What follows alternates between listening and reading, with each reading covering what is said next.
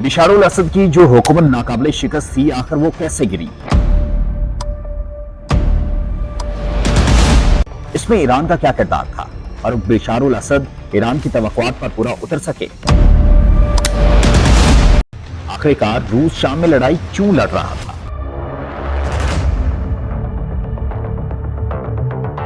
इस तमाम लड़ाई के अंदर अमेरिका का क्या मौकिफ था और यूरोप इस पर क्या कहता था?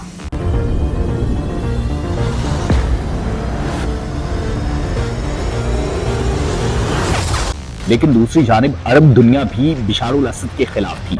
आखिर क्यों?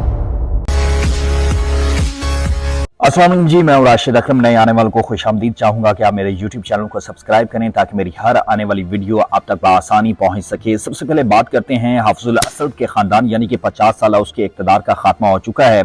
तकरीबन 2000 तक हाफिजुल असद ने वहां पर हुक्मरानी की और उसके बाद 2000 से लेकर अब तक बिशारुल असद जो है वो हुक्मरान थे, क्योंकि 2000 में हाफिजुल असद की वफात हुई और उसके बाद बिशारुल असद जो है वो इक़्तिदार में आए और इब्तदा में उनकी हुकूमत को इस्तेकाम और तरक्की की अलामत समझा गया।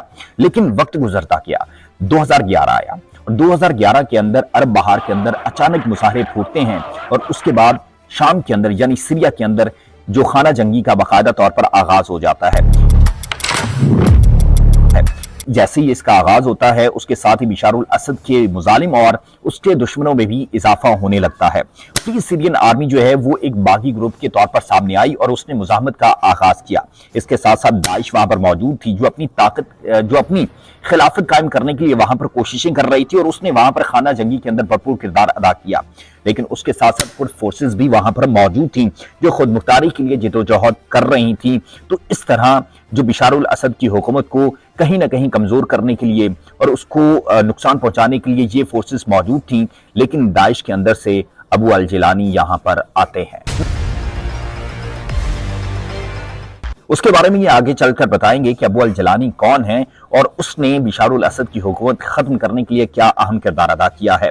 जैसे ही 2011 के अंदर ये मुजाहरे फूटते हैं, खाना जंगी का आगाज होता है, उसके साथ ही बिशारुल असद ने अवाम पर मुख्तलिफ हथकंडे इस्तेमाल करते हुए उनकी मुजाहरों को खत्म करने के लिए, उनको दबाने के लिए भरपूर जो है वो किरदार अदा किया।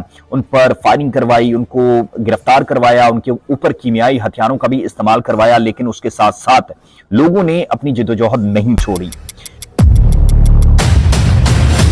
बदनामे ज़माना अकूबत खाने भी वहां पर कायम किए गए। सैयदना जेल के अंदर बताया जाता है कि लाखों की तादाद में लोगों का कत्लेआम किया गया, उन पर तशद्दुद किया गया और उनको वहां पर अब तक कैद रखा गया था।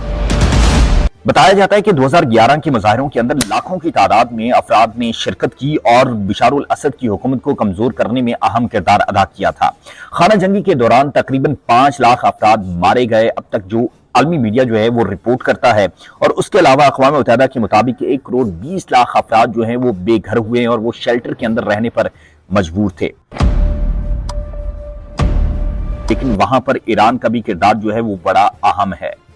ईरान ने वहां पर अपनी फौजी, पैसा और तमाम वो सहूलियात जो है बिशारुल असद हुकूमत को दी, लेकिन उसके बावजूद वो बिशारुल असद की हुकूमत को नहीं बचा सके और बिशारुल असद जो है उनकी तवक्कुआत पर पूरा नहीं उतर सके।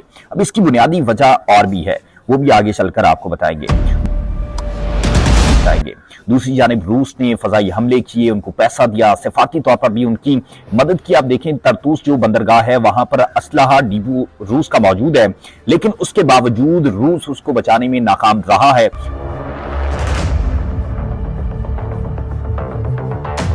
और अमेरिका इस पर खुश नजर आता है। और दूसरी जानिब इसराइल भी इस पर खुश है, क्योंकि आपको पता है कि हिजबुल्लाह लेबनान के अंदर मौजूद है और वो सबसे बड़ा खतरा है इसराइल के लिए। और ईरान और इसराइल के आपको पता है कि लड़ाइयां और मुज़ाहमतें जो है वो जारी हैं। तो इसलिए अमेरिका और इसराइल के लिए ये बिशारुल असद की हुकूमत खत्म करना बहुत जरूरी था। इसलिए आज अमेरिका इस पर खुश है, वरना हर जगह पर आपको पता है हुकूमतें गिराने के अंदर जो अमेरिका मुलविस निकलता है।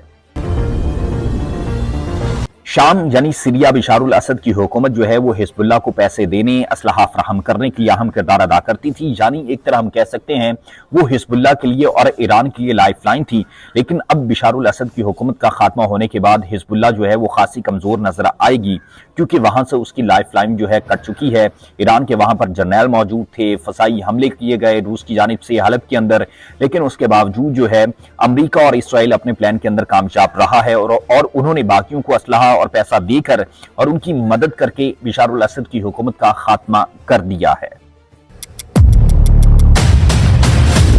जबकि अमेरिका और यूरोपीय ममालिक जो हैं वो बिशारुल असद की हुकूमत के सख्त मुखालिफ थे। उन्होंने बाकी ग्रोहों को माली इमदाद और असलहा फराहम किया। इनका मकसद शाम में जमहूरियत की हिमायत और ईरान और रूस के असर और रसूख को कमजोर करना था। जाहिर सी बात है इसराइल को भी बचाना था। लेकिन बिशारुल असद की हुकूमत से अरब दुनिया को क्या मसला था? सऊदी अरब, कतर और मुत्तहिदा अरब अमारात जो है वो मुसलसल बिशारुल असद की हुकूमत की मुखालफत कर रहे थे और उन ममालिक ने बिशारुल असद की मुखालफत में बागी गिरोहों को पैसा और असलहा फराहम किया ताकि इसको खत्म किया जा सके।